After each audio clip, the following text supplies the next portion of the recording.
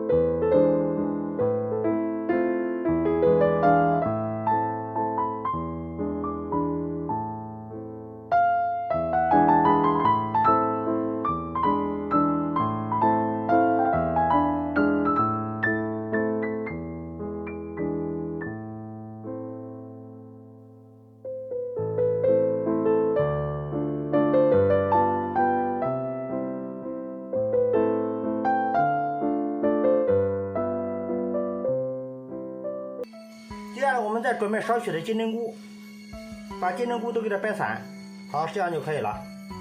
然后我们给它清洗干净，装盘备用。接下来我们再准备200克的红油豆瓣酱和120克的阿香婆牛肉酱。好，备齐之后我们放在一边备用。好，蒸了10分钟，差不多了，我们关火。大家看一下，我们蒸到什么程度呢？用筷子轻轻的一夹就能夹散，这样就是蒸透了。好，我们端出，倒入盆中，然后我们把它多余的水分给它控出来，然后用勺子给它压碎，压成泥。大家看一下，压成这种效果就可以了。好，我们放在一边备用，准备上火开始操作。好，经过上火，我们加入适量的菜籽油，要烧的多一点。然后我们下入葱姜蒜，给它煸香，炸出香味儿。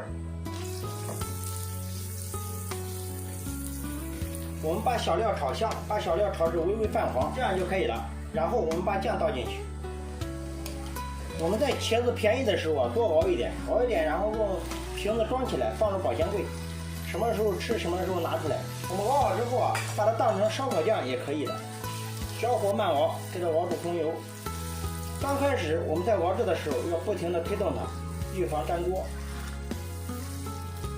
好，我们把红油熬出之后，把茄子泥放进去。好，这样就可以了。我们继续给它熬制，把茄子中的水分给它熬出来。整个过程大概10分钟左右。好，大家看一下，我们熬了8分钟了。这个时候我们加入20克的冰糖。